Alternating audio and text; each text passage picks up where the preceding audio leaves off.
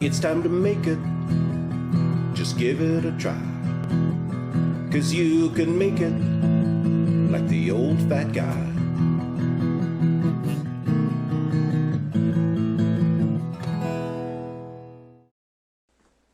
Hi, I'm David Farrell, and I'd like to thank you for watching this episode of You Can Make It. Today I'm going to make something I really like, which is jerky, but I'm going to do it a little different. I'm going to use hamburger instead of strips of meat. I'm also going to go with some Hawaiian type flavors for it, which includes some pineapple. And by the way, pineapple doesn't come from Hawaii, they just grow a lot there. And some Asian sort of teriyaki flavors.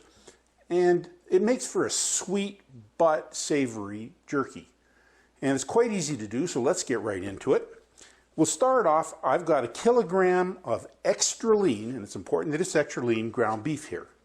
Now, of course, you can always grind your own, but I just went to the supermarket and bought 1 kilogram of extra lean ground beef.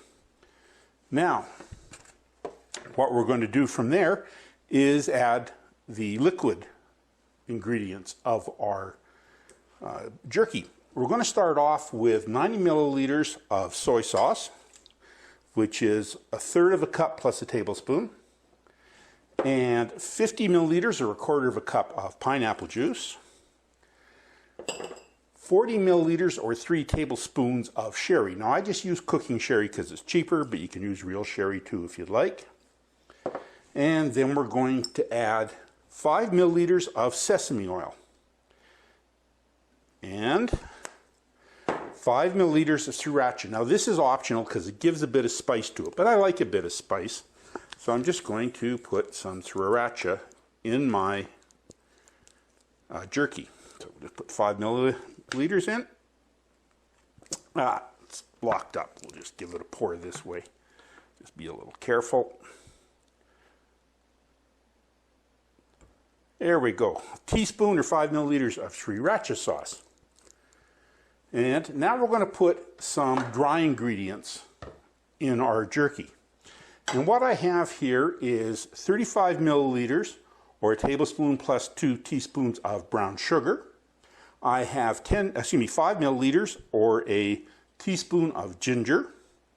I have 5 milliliters of garlic powder and 5 milliliters of onion powder. That's a teaspoon each. And 4 milliliters or 3/4 teaspoon of black pepper. And they'll just go in with the other ingredients. Now there is one last ingredient that's optional but I recommend, and that's Prog Powder #1. It's also known as pink salt #1, Instacure #1, and a whole bunch of varied names. What it is a mixture of salt and sodium nitrate. And it's 93.75% salt and 6.25% sodium nitrate. So you want to check the container when you buy it, whether it's pink salt, Instacure, all these things. Make sure you have that ratio. What it does is it gives the jerky a nice red color and makes it last longer. Now, I'm going to be using 2.6 grams, and I recommend you weigh it, of Prog Powder #1. If you really don't have a little scale you can measure with, you're going to use 2.5 milliliters or 1/2 teaspoon of Prog Powder #1 or pink salt #1 or whatever they're calling it where you are. And we'll just put that in.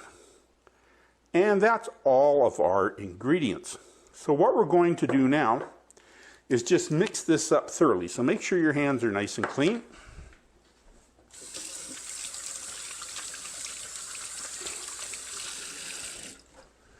And just get them in there and fold it over and keep folding it over until the mixture is well mixed.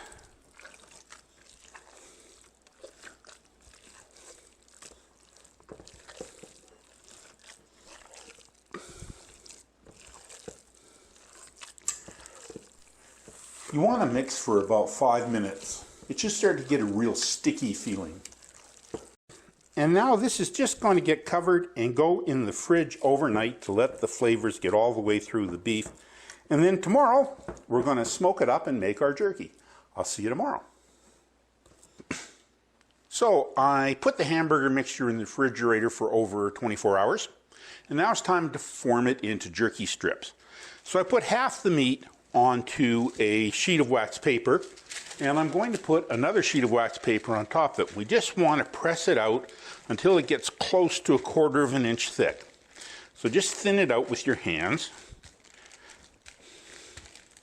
There we go. Now we just want to take a rolling pin to it and make it even. Don't press too hard or you'll press right through the meat. Just slowly roll over it. And when you get to the edges, don't roll any more that way. Just roll from the center out until it looks like it's about 1/4 of an inch. So we'll just take a look here with a little bit of a ruler. Yeah, that's pretty well, a little thick yet. We'll give it a little bit more. Just a little bit more like that.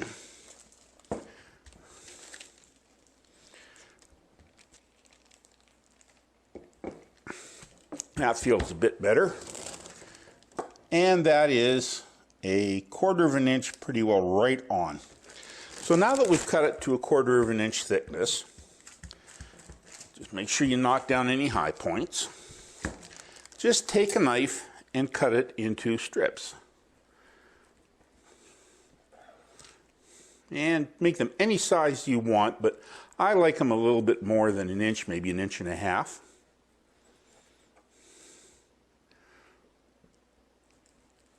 Not critical.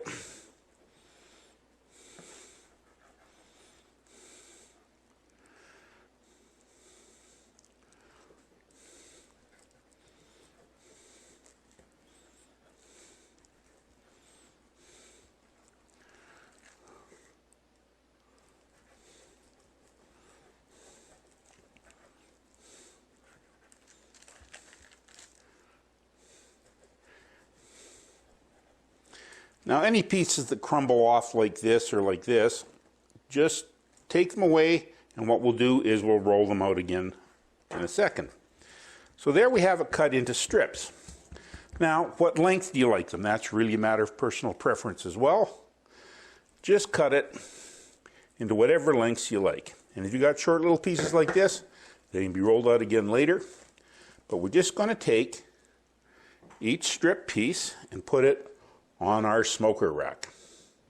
Now this can be done in a 200-degree oven as well. Just put it in a rack over a tray in the oven, but it's important that air can get around to all the slices.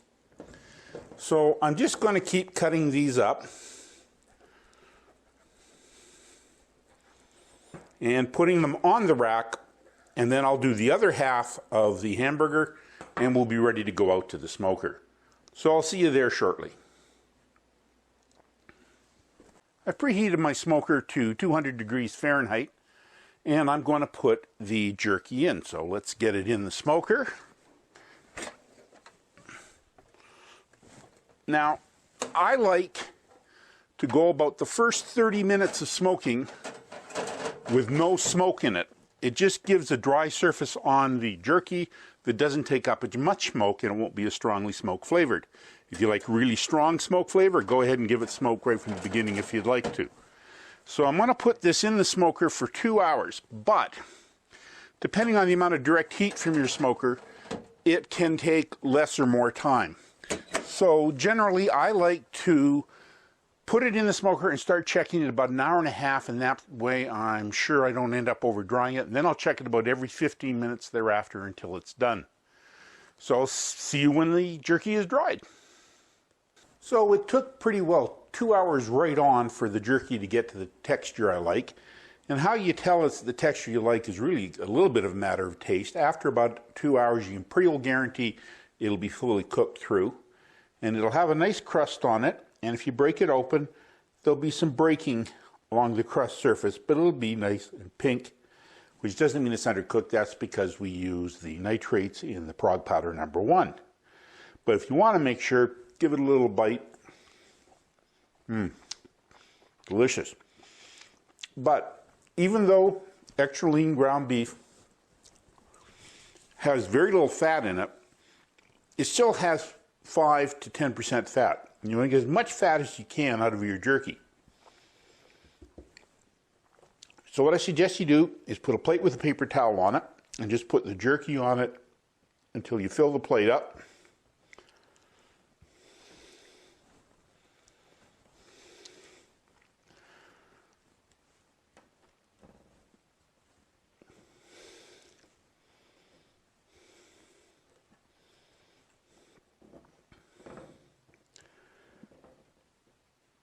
and take another paper towel and pat this side well with the paper towel to get as much of the fat out of it as you can, because it stores a lot better the less fat it has in it.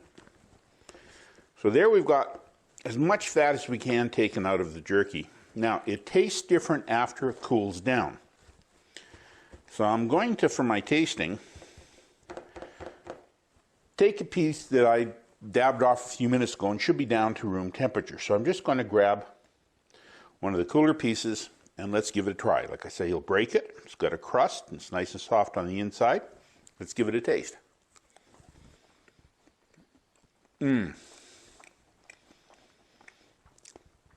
This is not a spicy jerky. There's a little hint of spice there, but hardly any at all. Nobody would be scared by the amount of spice in this. What it mostly has is the sweet Hawaiian taste from the soy and the pineapple, which is what I was going for. This is a delicious hamburger jerky, and of course, you can make it. In this episode, David made Hawaiian Hamburger Jerky. The ingredients used were 1 kilogram of extra lean ground beef, 90 milliliters of soy sauce, 50 milliliters of pineapple juice, 40 milliliters of sherry, 5 milliliters of sesame oil, 5 milliliters of sriracha sauce, 35 milliliters of brown sugar, 10 milliliters of ground ginger, 8 milliliters of garlic powder, 5 milliliters of onion powder, 4 milliliters of black pepper, and 2.5 milliliters of Prog Powder No. 1. For the complete recipe, visit David's blog at oldfatguy.ca. And remember, you can make it.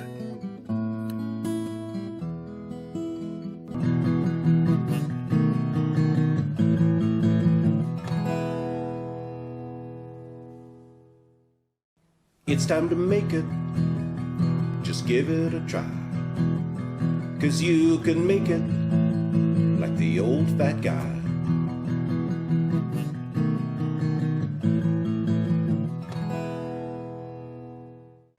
It's time for another episode of You Can Make It with the old fat guy, David Farrell. Today I'm going to be making some savory cheese biscuits. Now, biscuits are great for breakfast or as a snack or with chili and that kind of stuff, but when you add some cheese inside of them and some herbs into it, they get such a rich, full taste. They're great as a side for dinner. They're great with a bowl of soup. They're good with any meal. They become more than just a bready snack. They become something quite tasty. So let's get into making some savory cheese biscuits. And we'll start off with what I have here is 230 milliliters or a scant cup of flour, but I prefer to go flour by weight. So this is 122 grams of all-purpose flour. To it, I'm going to add 3 milliliters of salt, 8 milliliters of double-acting baking powder, and 8 milliliters of an Italian seasoning mix. You can just buy it in a jar in the store. It saves you mixing stuff up. So we're just going to put that into the flour and stir it around. Get it all mixed well together. There we go. Now, I've kept my butter in the fridge because you want your butter to be really cold when you make your biscuits. It makes them more tender.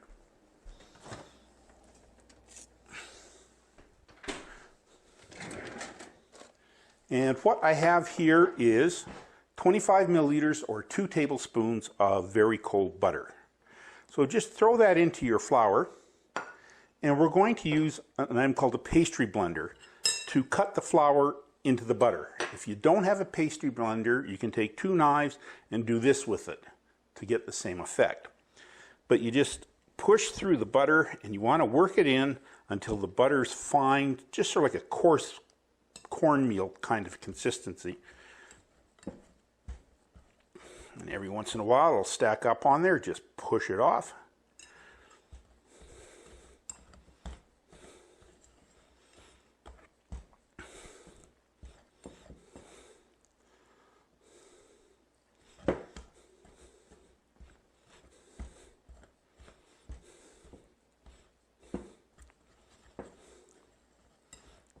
I see how it's getting crumbly.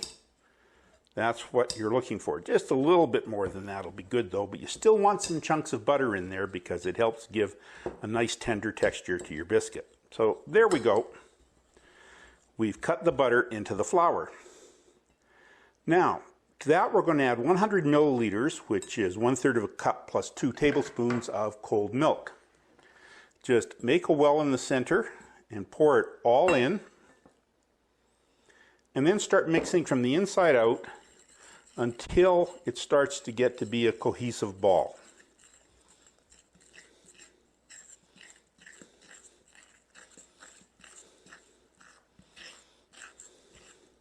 You want to mix it as little as possible because mixing makes biscuits tough. So when it gets to be a ball that's kind of sticking together like that, stop mixing.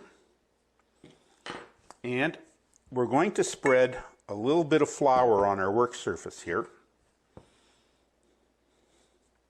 just to stop it from sticking.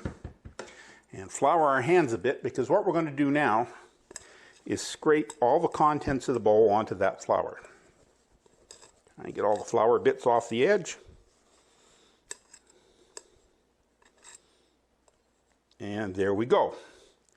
Now, it's critical you don't overhandle the dough, but you do want to make it into a smooth dough, so we're going to fold it and knead it 8 times. So there's 1, there's 2, there's 3, and if your fingers start to stick, a little bit more flour. There's 4, there's 5, starting to stick a bit, so we'll pick up a bit of flour off the table here. There's 6, there's 7, and lastly 8. And then just kind of press it a little flat. And you want to reflour your board and the top of the dough, because now what we're going to do is get our rolling pin out, and we want this to be about an 8x4 square.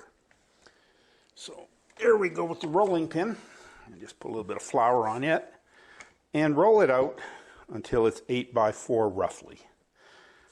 You don't need a ruler, you just need to do it by eye. And there's kind of an 8x4 square. Like I say, don't worry about it being perfect, you just want something close. So now that we've got our rectangle rolled out,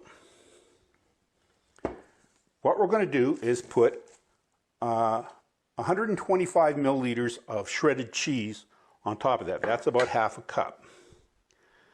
Just spread it around. I like cheddar, but you can use any cheese you like.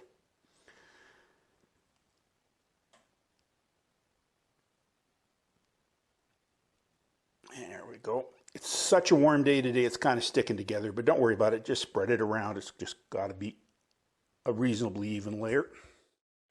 And once you've got the cheese kind of spread out, just try and make it a little squarer again if you need to. Like this is kind of mushed up a bit there. And now what we're going to do is we're going to roll it like a jelly roll. You're just going to grab one edge and roll it into a cylinder. Kind of flatten the edge up. So now that you've got it in a cylinder, you're going to take an ungreased baking tray. Now, I'm just going to be doing this in my toaster oven because it's so hot in my house today that I don't want to heat the house up. And the toaster oven is better at not heating the house up. So I've got it on a tray and I'm just using my toaster oven tray on it. And what we're going to do is cut the cylinder into 8 rounds. So we'll just cut it in half for 2, cut that in half again for 4, and then cut those in half to make 8. And put them on their edge on the baking sheet. Now these are going to go into a 450-degree oven for 12 to 15 minutes. They might cook a little bit faster in the toaster oven because it's got more direct heat from the top, but they should be ready in the 12 to 15 minute range. So I'll see you then. I cooked these for about 14 minutes and you can see they've just got a bit of golden showing on the top and the cheese is starting to caramelize over it. That's exactly what you're looking for. Now when you're cooking with cheese on a pan, you want to make a point of taking them off the pan right away but just in case the cheese starts to stick. So we'll just put these on a little tray here to cool off. There we go. Okay. Now, these, as you can see, are absolutely gorgeous cheese biscuits. They have a nice shape to them. The cheese looks bubbly over the top. They got a nice golden color. They're nice and crisp on the surface, but the real secret is to bite into one. So let's just grab one of the end pieces, which are a little uglier. You can see nice and golden on the bottom, and break a piece off and blow on it because it's going to be really hot.